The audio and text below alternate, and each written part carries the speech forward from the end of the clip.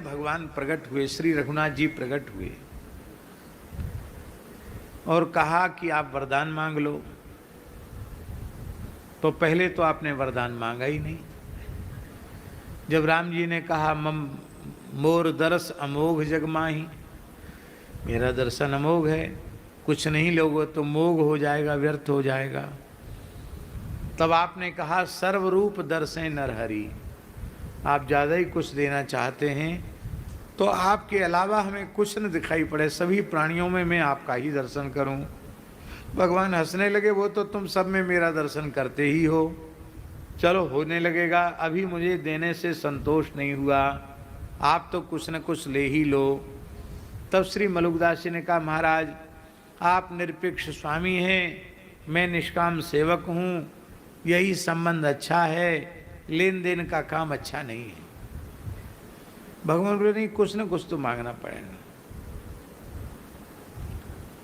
तब श्री मलुकदास जी ने कहा कि आप ज़्यादा पीछे पड़े हो मांगने के, तो हम मांग रहे हैं, वही मांग रहे हैं, वही देना पड़ेगा आपको, हम मांगो।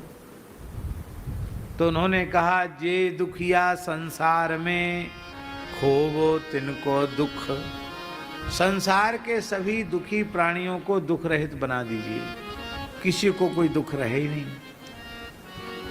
भगवान बोले ये सुख दुख किसी का दिया हुआ थोड़ी है, को न काहू सुख दुख कर दाता, निज कृत कर्म भोग सब भ्राता, अपना किया हुआ सब भोगते हैं। तो दुख भोगने के योग्य जो दुष्कर्म अपकर्म लोगों ने किए हैं उनका फल कौन भोगेगा? पर जो जस करे सो तत्फल चाखा, ये व्यवस्था कहाँ जाएगी? तब श्री मलुकदास जी ने कहा इसका समाधान हम कर देते हैं। संसार के सभी प्राणियों के पाप कर्मों से जन्य जो दुख है वो दुख आप हमारे मस्तक पर लिख दीजिए, मैं संसार के सभी प्राणियों का दुख अकेले भोग लूंगा, पर ये सब सुखी हो जाए। भगवान ने कहा ये बात भी संभव नहीं है।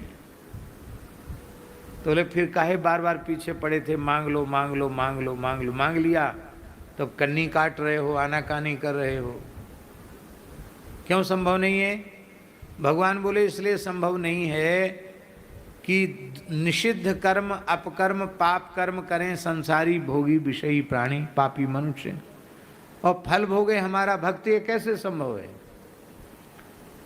पर तुम कहते हो कि फिर आप कहते थे वरदान मांग लो, दिया हुआ झूठा हो जाएगा, आपका कहा हुआ झूठा हो जाएगा।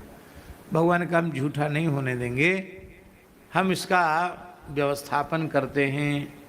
जो व्यक्ति आपके मंगलमय चरित्र का आश्रय लेगा, आपकी मंगलमयी वाणी का आश्रय लेगा, वो व्यक्ति दुख रहित हो जाएगा।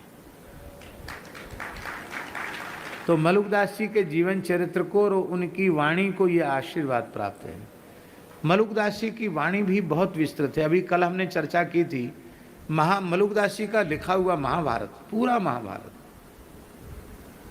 छंदबद्ध, पांडव सरोज विजय ये नाम दिया है, पांडव सरोज विजय। और अभी उनकी जो उस महाभारत में जो उनकी गीता है, वो गीता इस बार रेवासा धाम में उसका विमोचन होगा, रेवासा धाम के उत्सव।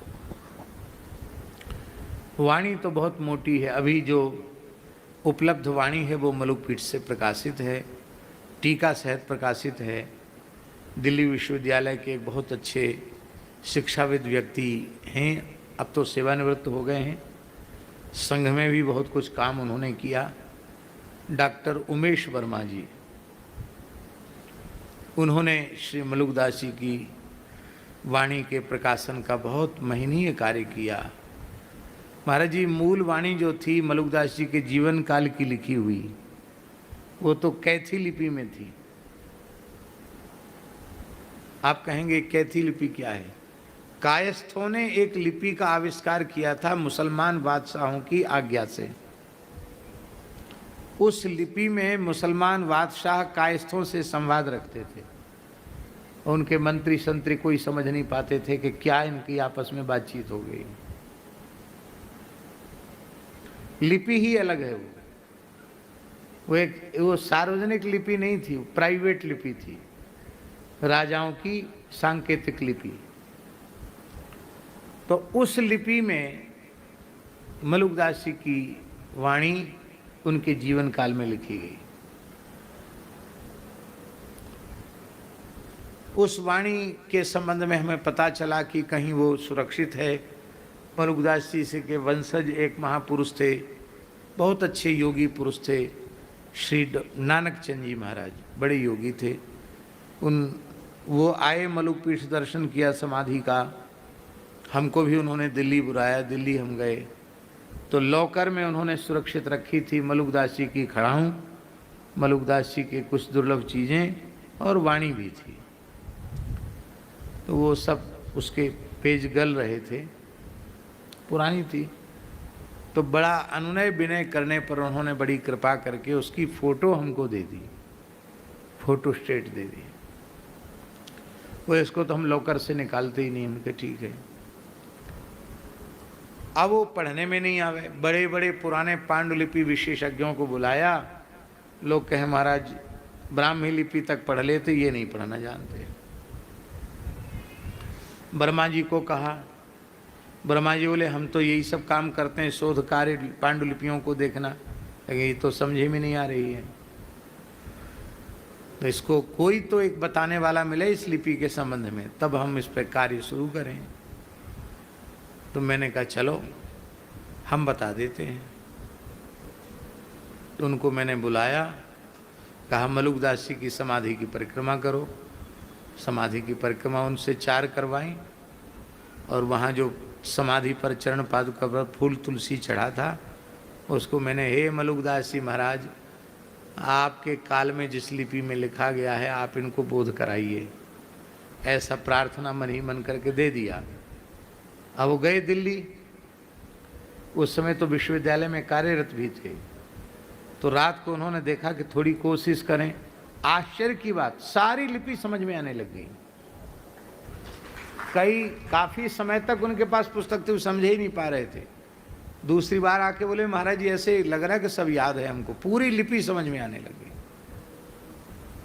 जैसे एकाध अक्षर के बारे में हम भी आपको बताएं, जैसे हिंदी में ना लिखा जाता है, ना, अब कैथी लिपि में वो है रा।